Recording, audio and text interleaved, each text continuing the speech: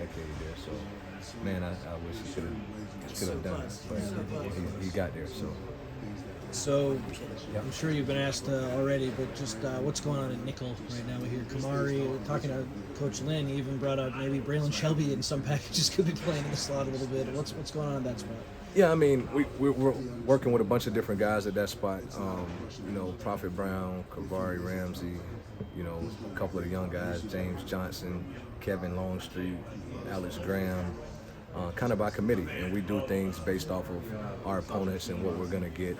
So as many people as you could train at that position we want to. And one of the ways that we look at how we recruit now is it's not just really corner and safety. We recruit DBs, and we want the most well-rounded people that we can get. Because in our scheme, there's a lot of versatility within that scheme. And you look at guys like Jalen Smith, you look at Kamari Ramsey, what they were able to do. We used Achille Arnold in that role, Greedy Vance last year. So as we continue to move forward, we want more guys who can play multiple positions, and that always allows us to get our best 11 guys on the field. And from a secondary standpoint, guys who can play man, can play zone, and ultimately, tackle in space. So we don't want cover corners, and we don't want box safeties. We want guys who do multiple things well. So in recruiting and with our team, it's a lot of positionless players that we want to develop to have different skill sets. And so as we develop those guys, some of them play nickel for a whole day, and then they play a different position for a different day, just so we can kind of get them as many reps as we can doing different things that may not pay out for us now, but you never know what the future holds and who somebody's going to line up in the slot or what the formations or what teams are doing against us, and we want to have multiple guys ready to impact the game at any time. So Kamari could be playing all over, but at that safety spot, him, Bishop, and Christian, to me, it feels like they've kind of separated themselves from the pack. Is that fair to say? Yeah, they got the most experience. Kamari's a phenomenal player, phenomenal person, very unique in everything that he does.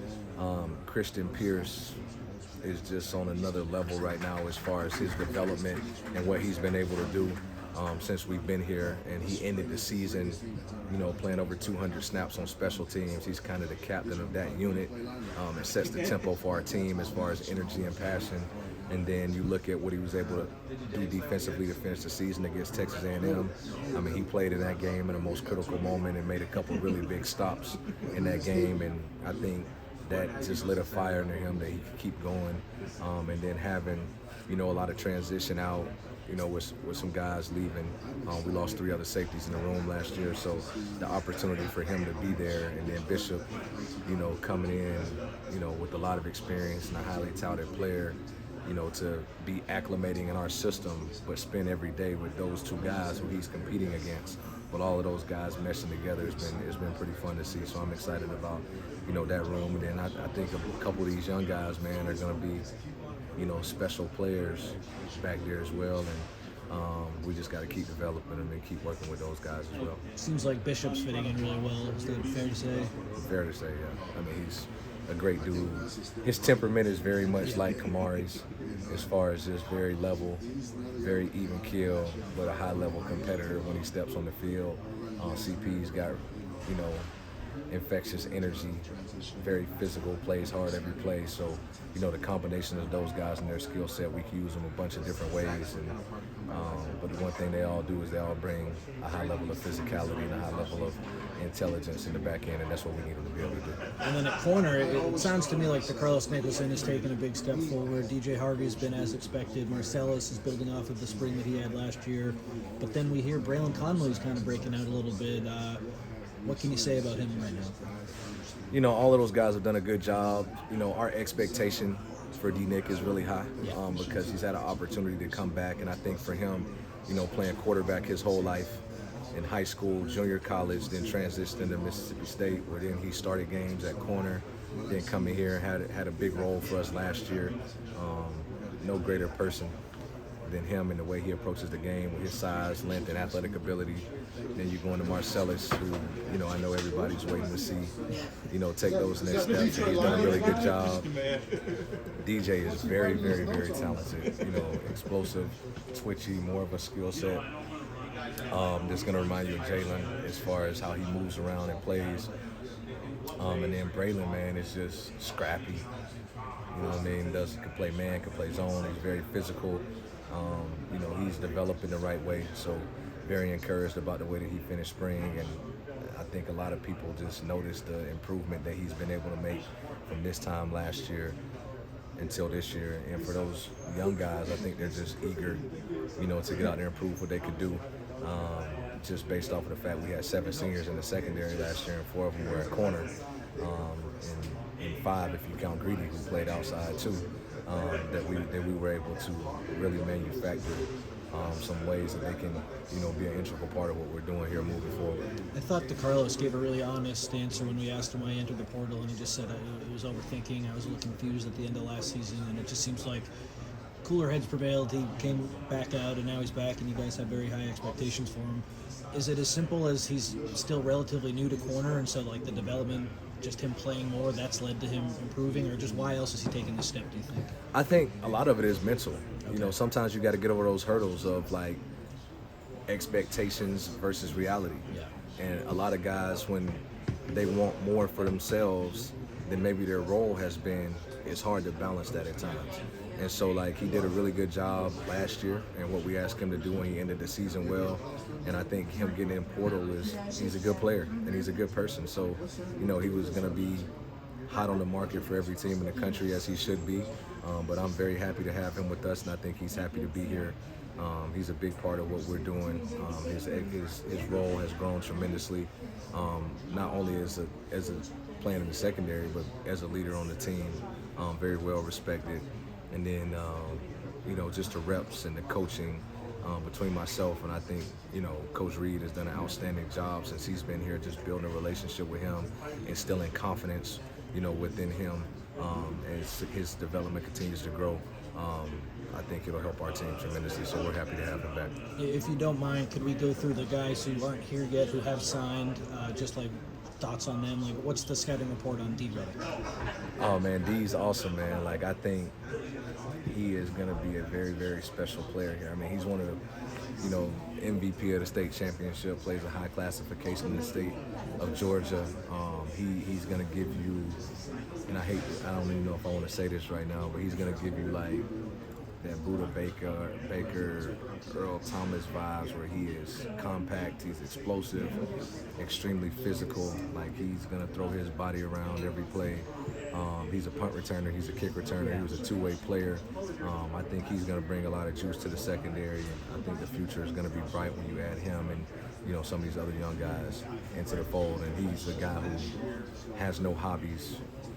He's all football all day, all the time. So his investment is going to be awesome, and I think he's going to have a big impact on us. And I think he'll have an opportunity to play early if he can sustain and come in and learn and pick up, where these guys have left off with in the spring football.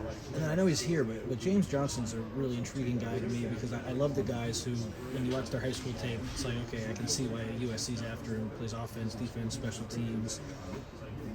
He had a lot of offers. He wasn't the highest ranked kid, but what's the transition been like for him? I feel like based on the limited stuff we can watch, he's fitting in well. And I interviewed him before he signed, and I've just always been really impressed with him. Thoughts on James Jones? Yeah, very impressive guy. I think he's a big play waiting to happen every time he's around the ball. Defensively, he's a good blitzer. He's good in man. He's good in zone. Plays with a high level of confidence.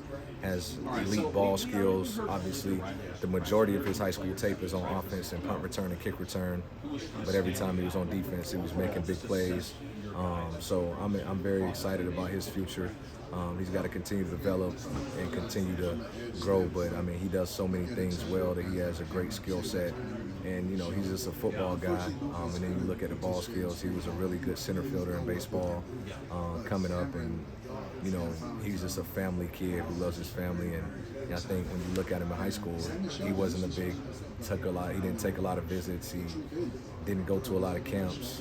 He just plays ball, and he's one of those guys that I think is going to be good here for a long time. And we got to figure out what the best fit is for him. But he's impressed a lot of people in the locker room. Has gained a great deal of respect for him so far early on in camp. And then talking to Coach Lynn, it sounds like Castro and Graham, while they're having a strong camp, still breaking in, and it's hard coming from the high school ranks to play cornerback. What have you seen from those guys? Yeah, I think, with Tristan, I think a kid who wanted to be a Trojan, a kid who's from Southern California. Yeah, he really looks up to you.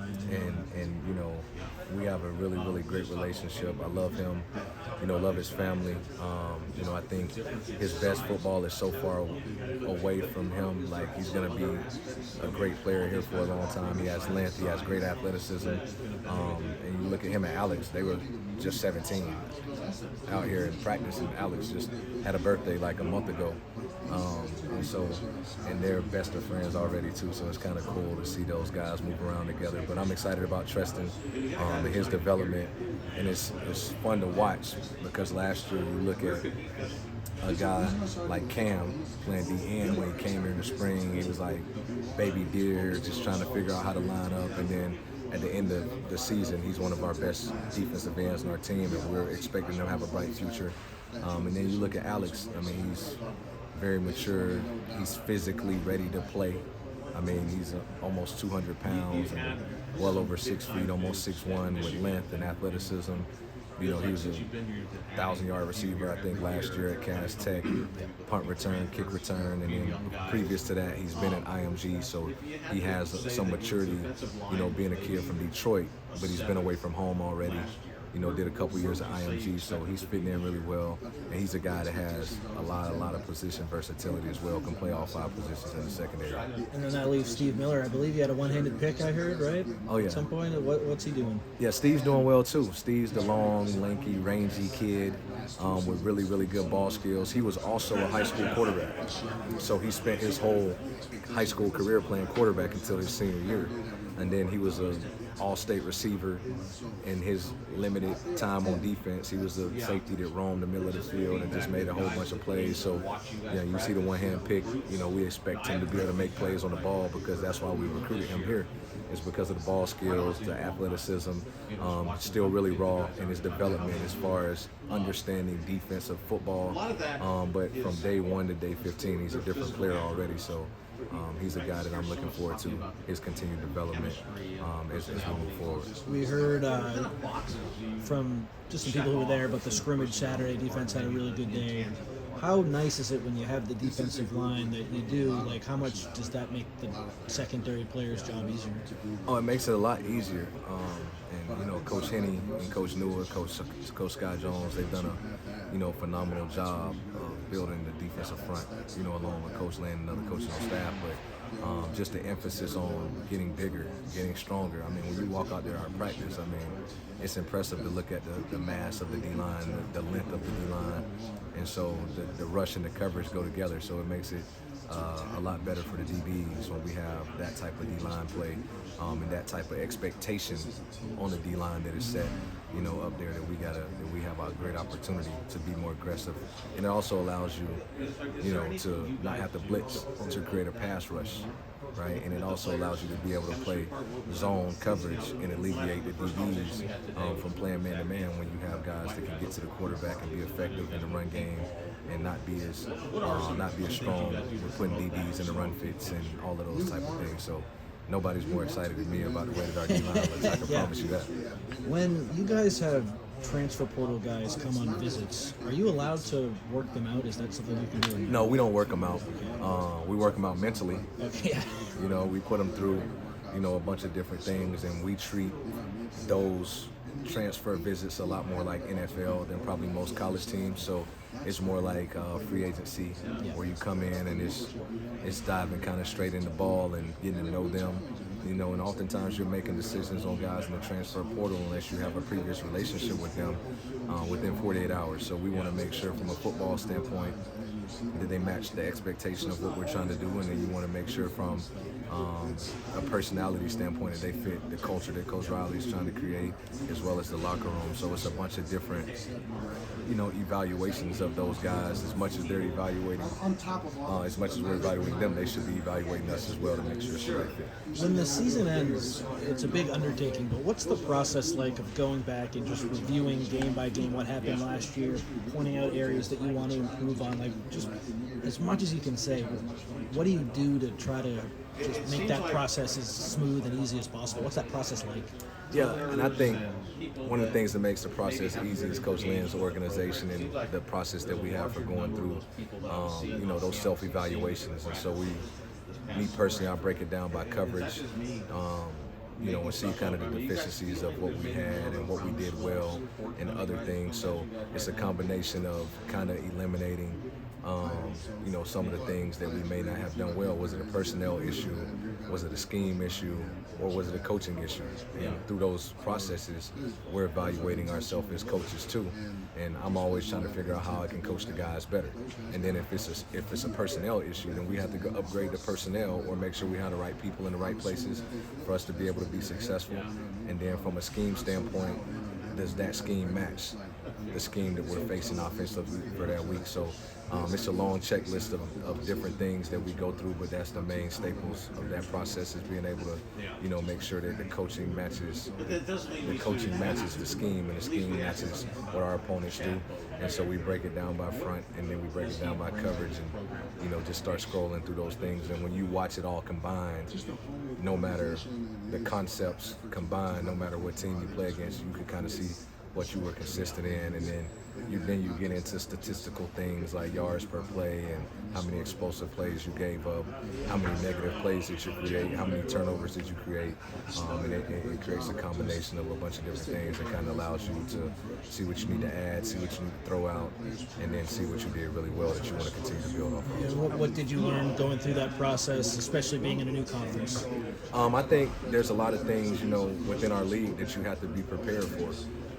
And that's the big personnel groups. When you play certain teams in our league that play with tight ends and backs, then you have a combination of teams in our league who want to play in more open sets. And so what you learn is some of the schemes have to be able to carry over and to have consistency in performance and make it transparent for our guys, so you're not coming in with new concepts every week, but you're game planning based off of the concepts that you've already installed in spring, summer, and fall. And so you want to install enough that when you get in these situations that you have a bank to pull from that the kids already have a major understanding of, so we can continue to progress. And everything that we put in on a weekly basis isn't foreign to them, but it's recall, and we call it same as. This is the same as, it's something else within our system. So then from a mental standpoint, from a learning standpoint, those guys can acclimate to those schemes very easily, and then you throw in different fronts, different disguises with the coverage, and it looks like you're doing a lot more than you are, or then sometimes some games we are doing a lot based off of what our opponent's giving us. Appreciate it, Doug. Thank you. How big was the team